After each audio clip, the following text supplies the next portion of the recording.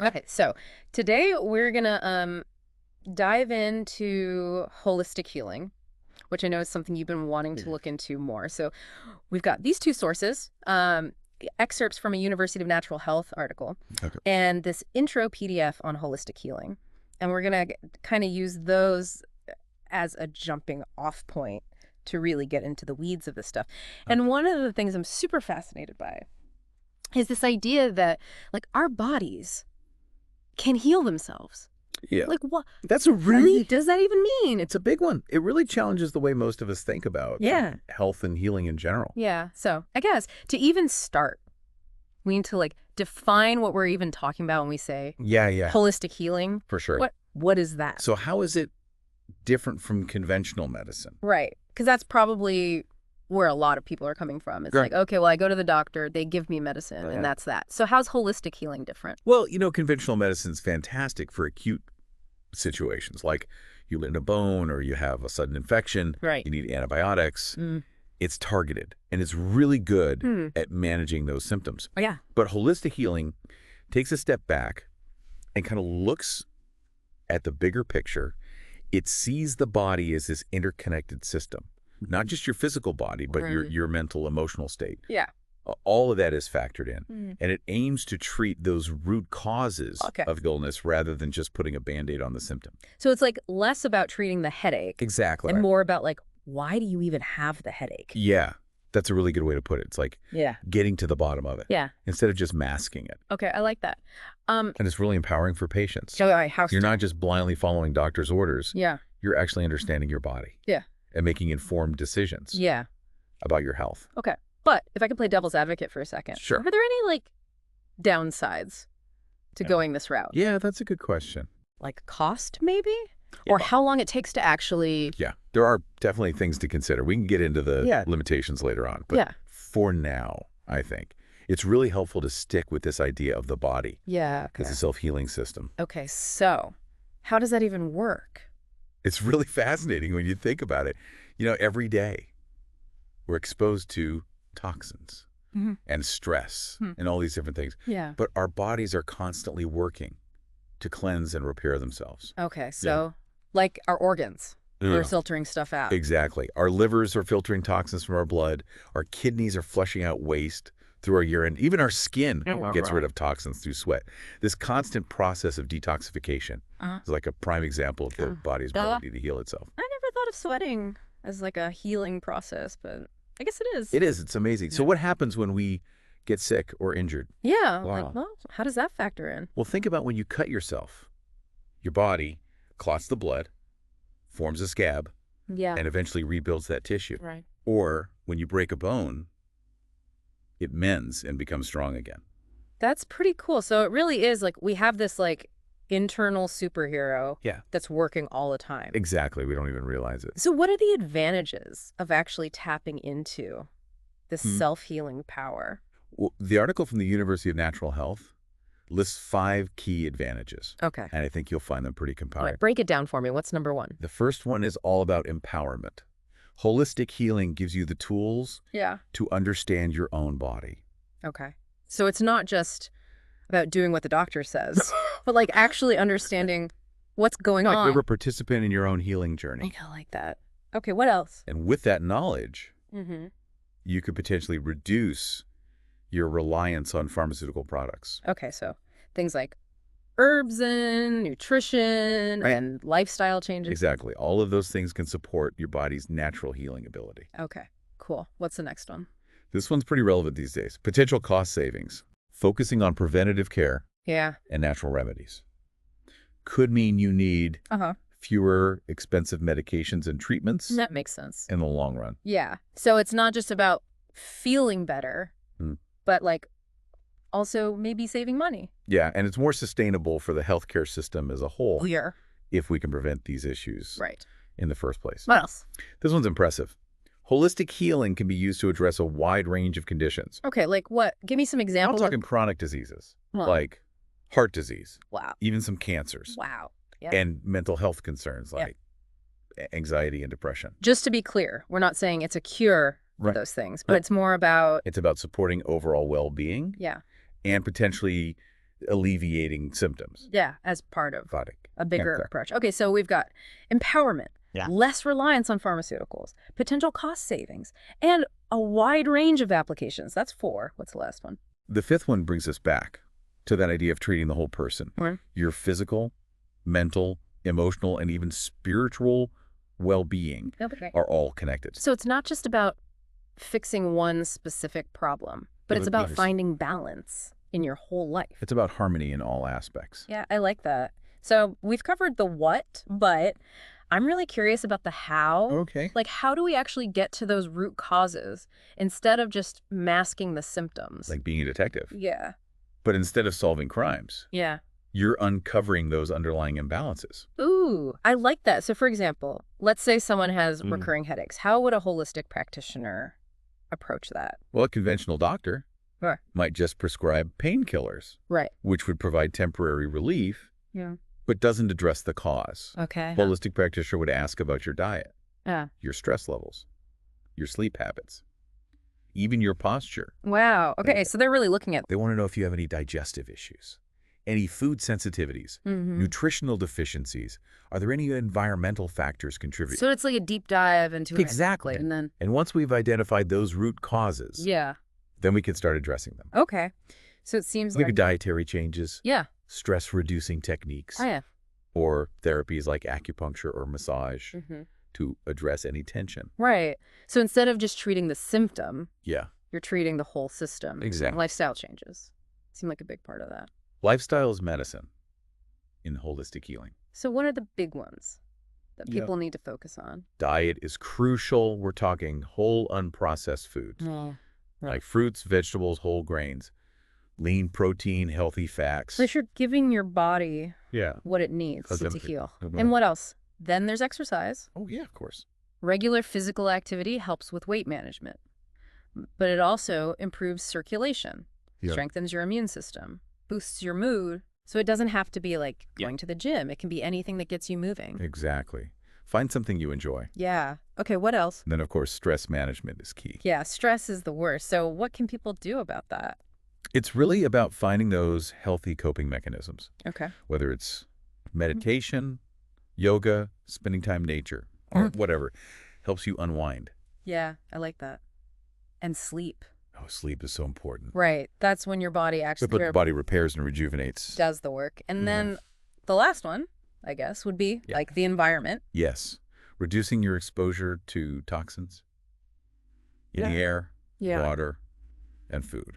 So this is making me realize that holistic healing isn't just about reacting to illness, Yeah. but it's also about It's about preventing getting disease. to it in the first place. Yeah, I like that. And speaking of prevention, you mentioned this concept before of food as medicine. Yeah. Can you explain that a little more? It's about understanding that nutrition can support your body's defenses and Right. prevent disease. Okay. So like certain foods can actually help you. It's about choosing foods that provide the building blocks for a healthy immune system. Okay. So instead of just thinking about food as fuel, you're thinking about it as actually helping your body Healthily. heal and be healthy. Yeah. So what are some of those healing foods? Well, there are things like psyllium, Mm.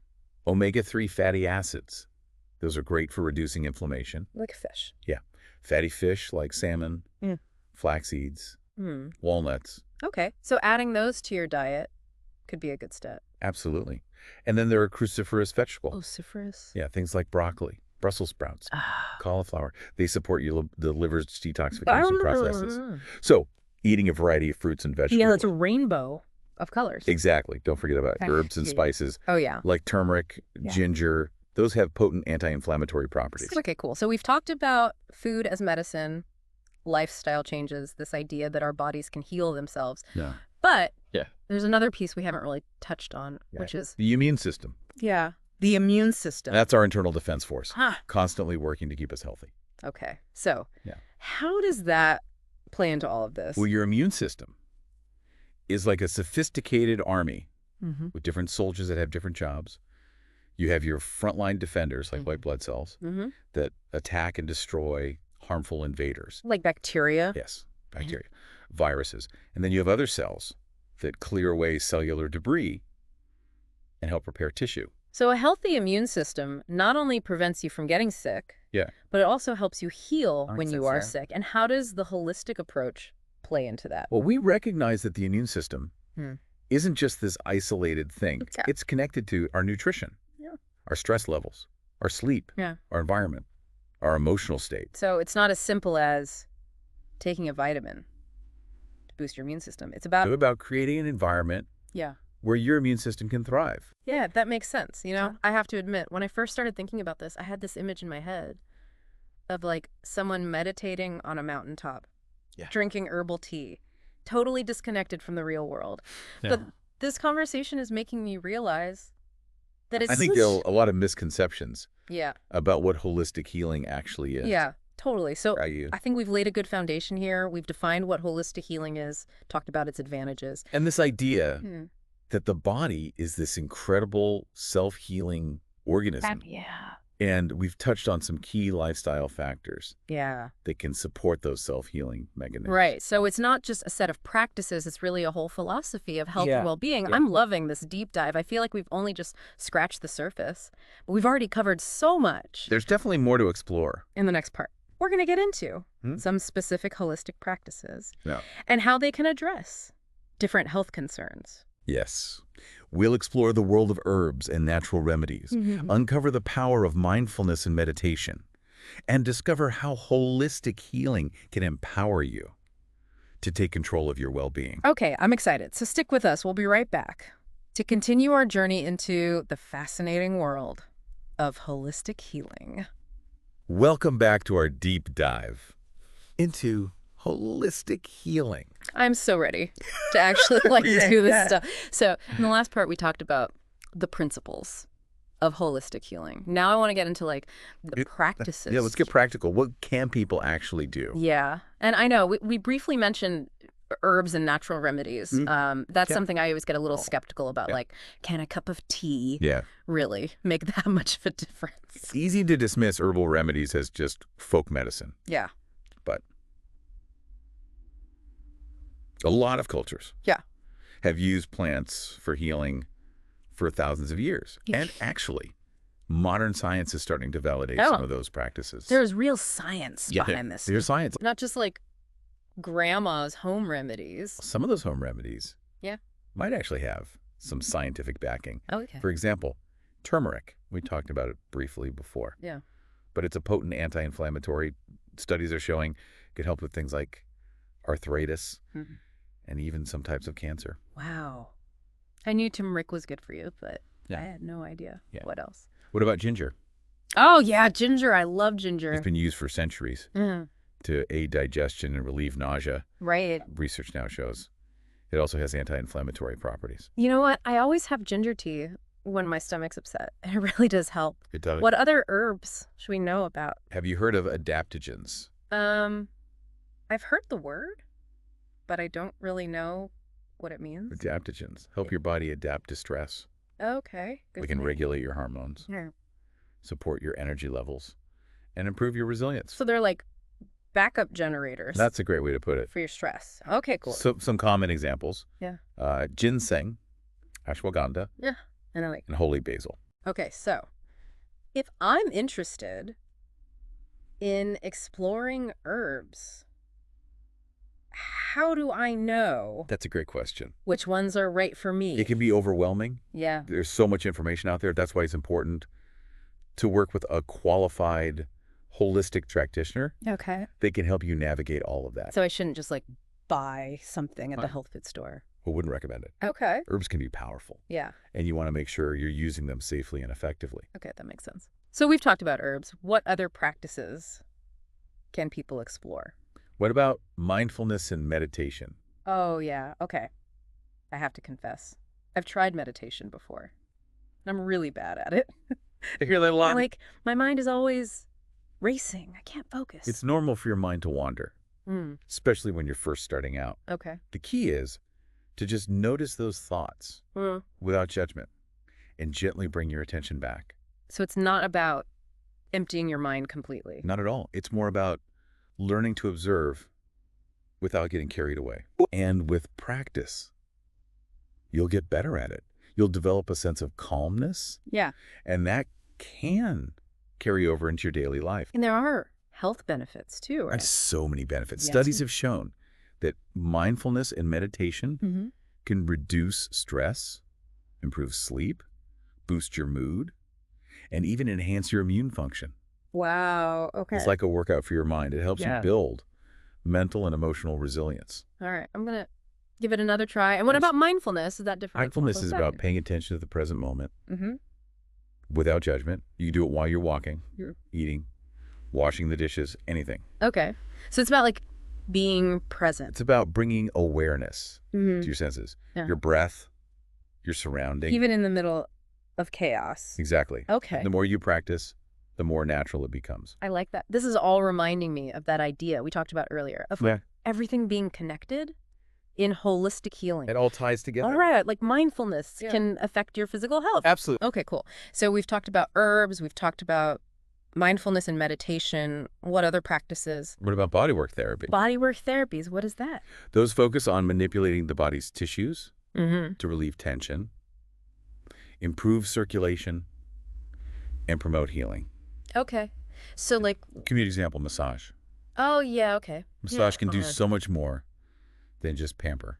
Really? It can relax muscles, reduce stress, Yeah. improve lymphatic drainage, and even help with pain management. I love massage, but I always thought of it as like a treat, not as part of my health. I guess it can be both. It can definitely be. What other bodywork therapies are out Yeah. there? What else? Acupuncture. Oh, yeah, acupuncture. I've heard that can be really helpful Yeah. for pain. It can be. What does it do? Well, they insert thin needles into specific points on your body to stimulate energy flow and promote healing. Interesting. And it's not just for pain, Yeah, right? just for pain. They use it for migraines, infertility, allergies, all kinds of things. Wow. Are there any others that are particularly good for stress relief? Craniosacral therapy. Craniosacral. I've never heard of that. It's a gentle hands-on technique that focuses on the cerebrospinal fluid. It's very relaxing and restorative. Interesting. And what about yoga? Yoga is wonderful. It combines physical postures, breathing techniques, Yeah. and meditation. So it's like a mind-body thing. Exactly. It can be incredibly beneficial. Yeah. I like yoga. It's amazing to see how all of these practices fit together. They do. And that's what's great about holistic healing. There are so many options. You can find what works for you. So it's not like one size fits all. It's not one size fits all at all. It's about personalizing your journey. Okay, I like that. So it really is about taking control of your own health. It is. It's about becoming an active participant. Right. Rather than waiting for someone to fix you. It's about understanding your body and making choices that support its natural ability to heal. Beautifully said.